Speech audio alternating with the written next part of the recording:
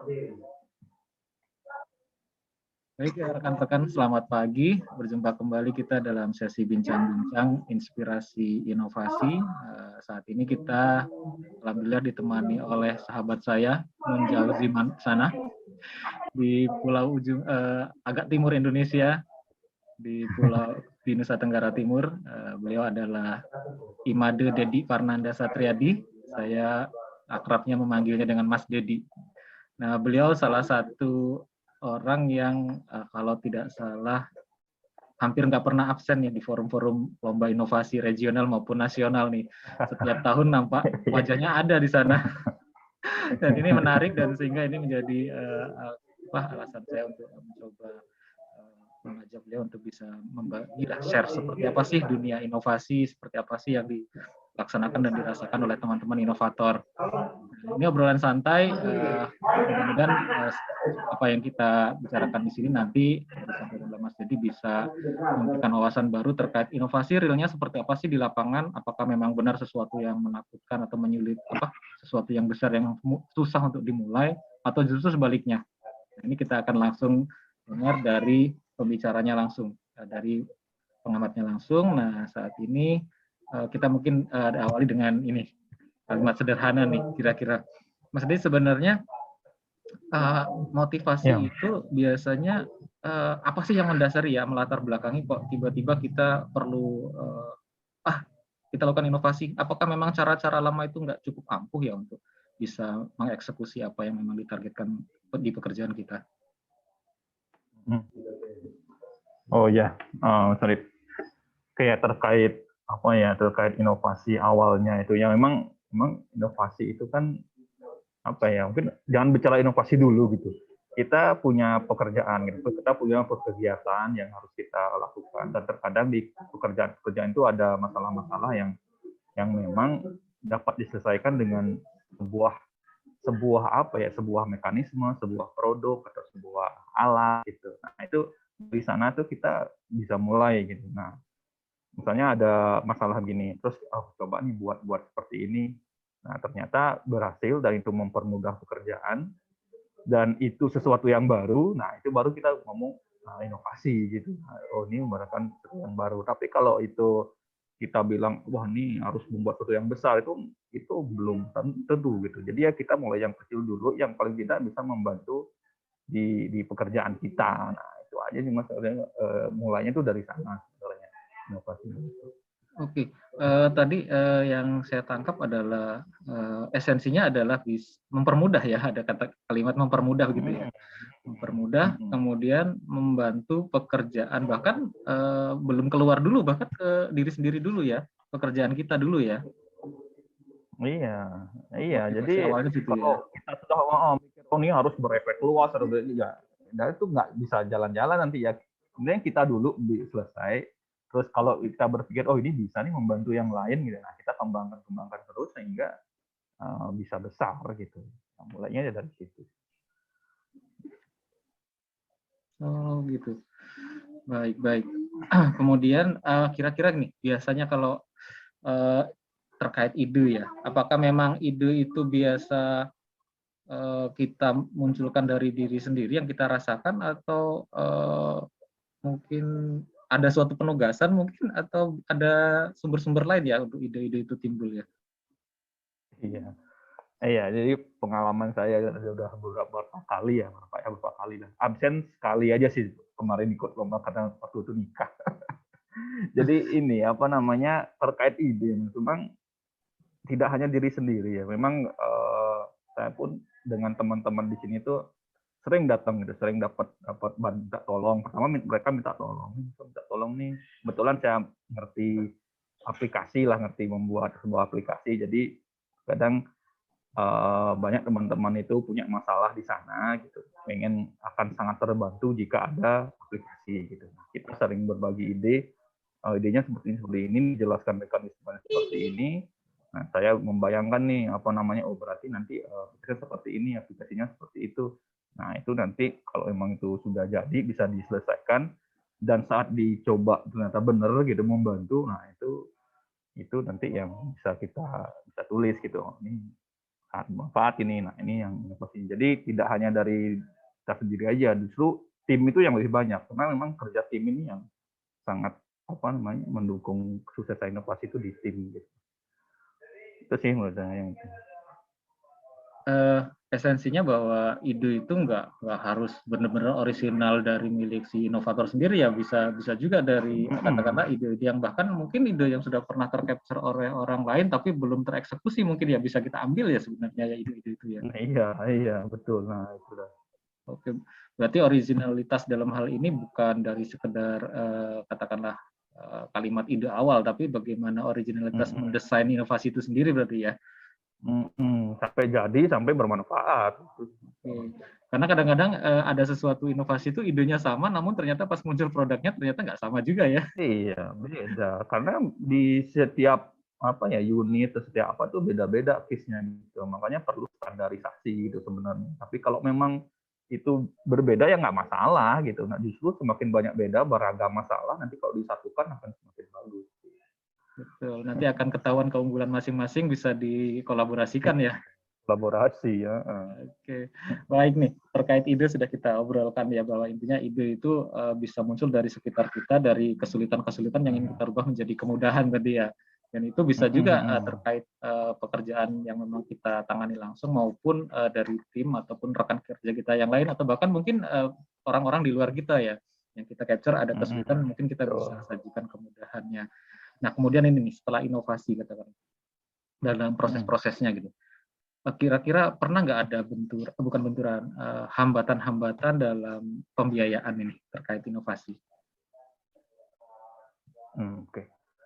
Kalau terkait pembiayaan sih, kalau pengalaman saya selama ini nggak ada sih Mas. Nggak ada. Karena memang kita juga supportnya full gitu dari kantor tuh, dari unit kita kalau memang ada ide-ide baru dan ada sesuatu yang bisa membantu gitu, nah itu akan sangat di-support oleh manajemen. Dan kebetulan juga yang saya kembangkan atau yang saya desain dengan tim ini kan kebanyakan di sisi aplikasi gitu, dan itu nggak ada biaya sebenarnya gitu, hanya perlu waktu aja.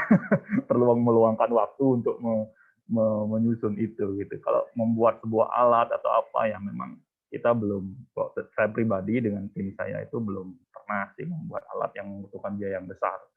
Hanya kita membuat sebuah mekanisme perbaikan SOP, kemudian memudahkan pekerjaan gitu. Itu aja sih yang kita buat. Jadi terkait biaya kita nggak ada masalah sama sekali. Oh baik, berarti spesialisasi Mas Dedi ini lebih ke inovasi dari sisi perubahan-perubahan proses bisnis ya, perusahaan Probis, alur kerja, dan dilengkapi dengan tools-tools digitalnya ya. Oke, sebenarnya mungkin mahal juga biayanya, cuma biayanya digratiskan oleh programmernya sekaligus inovatornya ya. Iya, karena nggak betul. dihitung biaya programmernya. Kalau kita minta orang buatin, bayar ya mahal gitu. Tapi mumpung saya bisa, ya OP-nya di situ gitu. Jadi ya, karena sebagian inovator kan bermodal ide segar dengan konsep-konsepnya, tapi pada saat bentuknya harus aplikasi dan lain-lain biasanya disubkan kan ya, karena bingung. Tidak bisa dipaksakan juga kalau memang bukan kompetensinya. Iya. Di sinilah keunggulan Mas Dedi ya, bisa membuat konsep perubahan Probis, kemudian juga melengkapinya dengan aplikasi. Oke. Iya, jadi kalau di software house itu kan ada full stack developer gitu kan, dari mulai desain sampai jadi. Nah, kok saya biasanya mulai merancang Probisnya sampai jadi aplikasinya. Kita kerjakan sendiri. Tapi apakah full sendiri atau kadang-kadang ada timnya ya? Kalau ngodingnya sendiri, tapi dengan timnya biasanya membantu menyusun mekanisme atau alur-alur flowchart-flowchartnya seperti itu. Oke, berarti sama ya, pada saat Mas Dedi sebagai programmer pun ketemu hal-hal yang sifatnya Probis yang mungkin di luar ininya, harus tetap butuh kawan juga ya untuk mengimbanginya ya. Betul. Karena bagaimanapun kan aplikasi dikembangkan berdasarkan Probis yang diinginkan ya. Iya, permintaan user.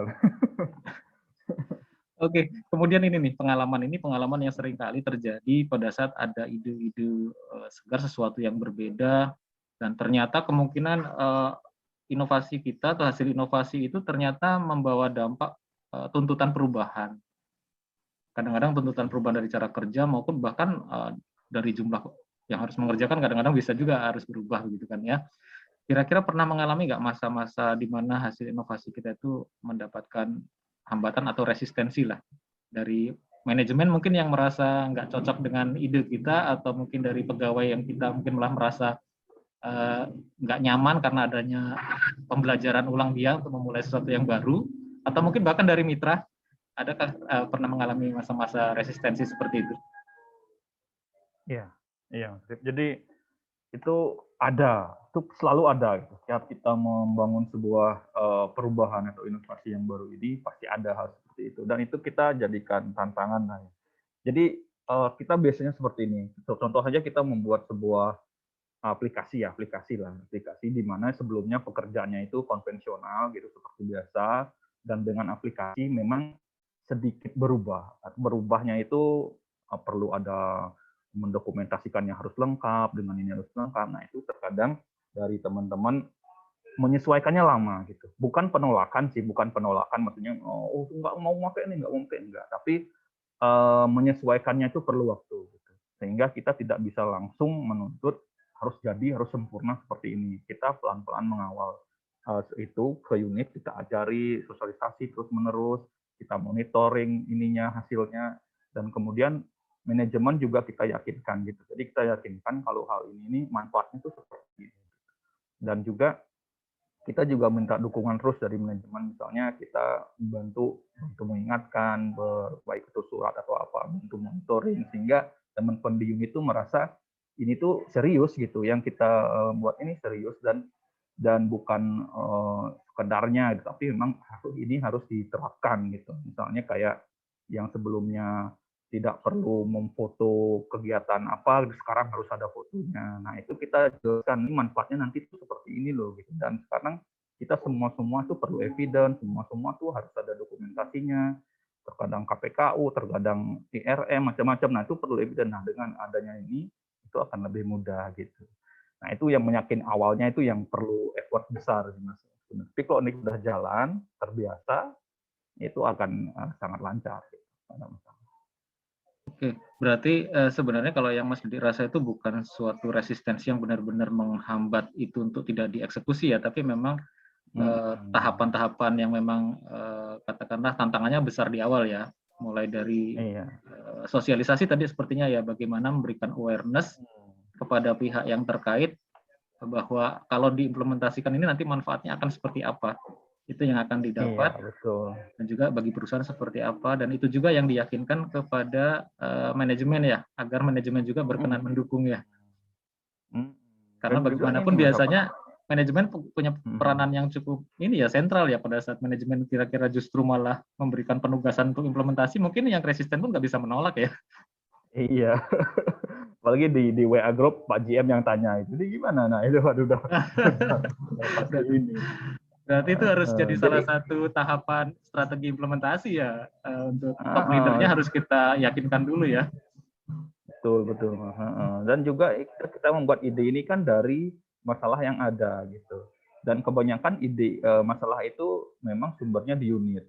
Di unit ini punya masalah seperti ini, terus mereka meminta tolong misalnya bisa nggak kita ada sistemnya biar kita gampang bekerja gitu.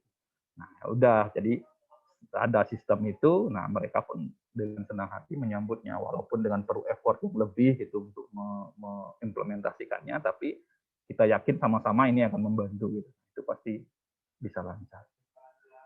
Baik, mantap ini Mas Didi, bahwa salah satu yang saya tangkap bahwa resistensi yang ada itu sebenarnya bukan untuk dilawan ya, tapi untuk disikapi dengan membuka diri tadi, dengan bahwa kita siap membuat perubahan-perubahan juga dari yang kita sudah sodorkan berdasarkan suara-suara dari orang yang resisten tersebut ya. Lebih baik seperti ini dari suara mereka, itu yang kita perbaiki di fiturnya ya. Iya. Okay. Baik, kemudian ini Mas Dedi, katakanlah dari tadi kita sudah bicarakan dari mulai ide sampai kemudian proses implementasi. Nah, dengan bukan beberapa ya, sudah sangat banyak ya ide dan sudah terrealisasi dalam bentuk produk inovasi gitu. Kira-kira biasanya ukuran Mas Dedi membuat, katakanlah secara pribadi maupun secara tim, menetapkan bahwa ini inovasi kita ini kita anggap berhasil ini apabila apa gitu. Kira-kira indikator apa ya yang biasa digunakan bahwa nanti dianggap oh ini inovasi kita ini kayaknya yang ini nggak terlalu bagus nih hasilnya, atau oh ini mantap nih. Nah itu kira-kira ukurannya apa ya? Iya. Oke. Jadi kalau menurut saya pribadi yang bisa dibilang berhasil, bisa dibilang apa namanya sukses lah gitu. Nah itu yang pertama itu dari sisi konsistennya. Jadi apakah inovasi ini setelah berganti orang, setelah berganti PIC, setelah berganti jabatan itu masih dipakai, gitu. Masih dipakai dan knowledge manajemennya jalan. Jadi yang mengganti itu mengajari yang akan masuk itu dikasih tahu nanti cara makainya seperti ini, produk ini, inovasi ini, nanti seperti ini. Nah itu akan berjalan konsisten. Nah itu salah satu indikatornya. Terus yang kedua itu tentu dari sisi manfaatnya yang terutama. Kadang kan kita melihatnya itu nih apa nih efeknya ke KPI, apa nih efeknya ke ini. Nah itu ada gitu, ada manfaatnya, tapi tidak mesti KPI gitu. Terkadang gini juga apa namanya manajemen tuh melihat kadang inovasi ini harus berefek KPI, padahal sebenarnya tidak seperti itu menurut saya. Contoh aja misalnya perbaikan sebuah data induk gitu lah misalnya. Nah itu kan tidak langsung apa secara tidak langsung mempengaruhi KPI, tapi itu kan kedepannya itu sangat berpengaruh gitu. Apapun misalnya menganalisa sebuah data, big data, mengambil keputusan dengan data yang valid akan sangat membantu. Nah itu jadi indikatornya dari sisi konsisten, dari sisi manfaatnya. Menurut saya sih itu cuma dua gitu yang mempengaruhi keberhasilan sebuah inovasi. Jadi kalau sudah misalnya ini sudah tidak dimanfaatkan lagi gitu gara-gara mungkin ada perubahan proses bisnis atau ada standarisasi ini, nah itu kita anggap itu sudah tetap kita anggap berhasil gitu karena itu sudah tetap membantu. Nah yang gagal itu yang biasanya ya tidak dipakai gitu, yang orang-orang yang kita harusnya mengerjakan udah nggak mau pakai dan beralih ke yang lama lagi, kembali ke yang dulu. Nah itu yang sudah anggap gagal itu ada, saya pernah juga mengalami seperti itu. Itu sih.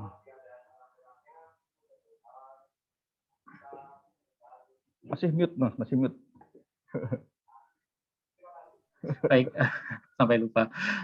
Jadi tertariknya gini, biasanya pada saat ukuran-ukuran itu rekan-rekan tuh kadang terpaku kepada produk yang dihasilkan ya. Tapi di sini menariknya Mas Dedi justru menetapkan standar pertama tadi dari keberhasilan adalah merubah perilaku dan cara kerja ya, di mana itu menjadi perubahan yang kontinu gitu. Walaupun mungkin setelah inovasi itu sudah katakanlah diseminasi kemudian tidak kita kawal lagi, tapi itu tetap bisa terus berjalan ya, sudah menjadi proses bisnis yang mengalir ya. Iya. Oke, kemudian ini Mas Edi, nah ini tertarik saya dengan tadi kalimat bahwa ada kondisi di mana aplikasi itu tidak dipakai. Nah, mungkin menjadi suatu ketidakberhasilan apabila dari awal itu kita tidak bisa menyikapi resistensi dengan baik sehingga memang akhirnya kita gagal untuk bisa mengimplementasikannya. Itu mungkin salah satu kegagalan kita. Tapi pada saat aplikasi itu pernah dipakai, kemudian ternyata ada produk baru, kemudian ada produk baru yang memang mungkin teknologinya lebih baru atau mungkin karena kebijakan baru, apakah inovasi yang di shutdown itu Mas Dedi anggap sebagai suatu kegagalan kah? Atau memang itu bagian dari katanya life cycle-nya dari inovasi ya? Iya, jadi itu sering terjadi hal seperti itu. Jadi kita sudah membangun sebuah sistem, ternyata ada ya kebijakan dari yang lebih level yang lebih tinggi. Kalau ada nih sebuah sistem yang harus diikuti gitu, sehingga yang ini nggak usah dipakai. Nah itu saya pribadi sebenarnya nggak merasa apa namanya gagal, nggak merasa gagal karena itu awal kita mulai apa namanya mulai untuk memperbaiki pekerjaan gitu. Nah terlepas dari itu ada produk baru yang lebih baik atau apa, justru itu adalah namanya pengembangan ya, namanya pengembangan ya pastilah ada seperti dan standarisasi itu penting gitu karena sering kita di punya inovasi terus dari unit lain misalnya mencoba mengimplementasikan ternyata ada beberapa hal yang berbeda gitu. Misalnya di sini case-nya berbeda sehingga harus tambahin. Sehingga dengan adanya standarisasi itu yang misalnya yang datang dari pusat gitu, yang baru dan itu yang dipakai. Nah, itu kita juga merasa terbantu karena kita juga kan inovasi yang aplikasi kita buat ini mengelolanya itu agak sulit kalau di unit kita, apalagi sebuah aplikasi. Nah, kita harus menyediakan server, terus menyediakan store. Apalagi sekarang store ini agak cepat kali penuh. Gitu. Nah, dengan sudah ada terbantu dari pusat, organisasi, nah itu akan sangat membantu kita dan saya juga bangga gitu kita sudah pernah ikut berkontribusi dalam membantu di bidang ini di pekerjaan ini. Itu sih Mas menurut saya. Bukan gagal, malah itu sebuah lompatan. Baik, insight ini bagi saya bahwa inovasi walaupun ada waktunya nanti memang mesti di shutdown, tapi itu bukan kegagalan, tapi itu adalah batu lompatan sebenarnya. Karena jangan-jangan inovasi sekarang yang lebih baik itu justru terinspirasi dari punya kita. Hanya mungkin mereka punya resource yang lebih kuat, sehingga bisa ATM yang milik kita menjadi lebih baik untuk juga diadop ke kita. Kemudian insight berikutnya adalah ya pada saat ada teknologi baru ya kita terima saja, apalagi memang itu memang terbukti untuk lebih mempermudah ya, karena tujuannya sama, inovasi yang kita buat adalah untuk mempermudah pekerjaan, kemudian hadir yang lain walaupun bukan produknya inovator atau kita sendiri, tetapi itu ternyata juga memang mempermudah pekerjaan dengan mungkin teknologi yang lebih handal dan apalagi dengan kebijakan manajemen sehingga harus diimplementasikan. Dan itu bukan menjadi indikator dari kegagalan suatu inovasi. Baik, menarik sekali Mas Jadi bincang-bincang kita pagi ini. Mungkin tidak bisa kita terlalu lama untuk membahas lebih detail, tapi kami mendapatkan banyak insight di sini, mulai dari bagaimana kita menggali ide bahwa pertama ide itu kita awali dari lingkungan kita sendiri, dari pekerjaan kita sendiri, apa kesulitan yang kita alami itu harus kita rubah menjadi ide-ide untuk mempermudahnya. Bisa juga dapat dari katakanlah rekan kita yang lain atau mungkin teman-teman kita yang lain yang membutuhkan bantuan kita untuk bisa memecahkan masalahnya, kemudian kita usulkan solusi dan inovasinya. Kemudian pada saat kita ternyata dihadapkan dengan resistensi bukan untuk dilawan tapi untuk disikapi. Apabila kita bisa mensikapinya dengan baik, maka justru resistensi itu justru bisa menjadi dukungan apabila ternyata manfaatnya itu bisa benar-benar kita yakinkan kepada manajemen maupun kepada pegawai yang lain atau mungkin pihak-pihak tertentu yang terkait. Kemudian yang terakhir pada saat life cycle-nya, inovasi itu di shutdown itu adalah suatu keniscayaan karena itu bagian dari life cycle, tapi itu bukan menjadi indikator kegagalan inovasi. Karena inovasi apabila sudah diterapkan, maka itu adalah suatu keberhasilan. Dan quote yang lebih penting yang pernah kita dapatkan dari salah satu pembicara adalah apabila Anda sudah menjadi seorang inovator, Anda sudah jadi pemenang karena sudah berhasil memenangkan bagaimana orang lain pada saat masih nyaman dengan cara-cara lama, kita sudah bisa memenangkan dengan memunculkan ide-ide baru. Mungkin demikian obrolan kita, Mas Dedi. Terima kasih sekali sudah menemani kita di sini. Mudah-mudahan pekerjaan Mas Dedi di sana semakin dipermudah dengan inovasi-inovasi yang terus dihadirkan. Semoga pandemi segera berakhir ini Mas Dedi, biar kita bisa bersua kembali ngobrol lebih luas. Udah kangen juga kami untuk bisa ngobrol-ngobrol dengan teman-teman di sana. Baik, terima kasih rekan-rekan. Demikian obrolan singkat kita pagi ini. Mudah-mudahan bisa menginspirasi kita semua untuk tetap semangat untuk berkreasi dan menemukan ide-ide inovasi dan tentunya untuk bermanfaat dalam lingkungan kita sehari-hari. Demikian, terima kasih. Selamat pagi. Pagi.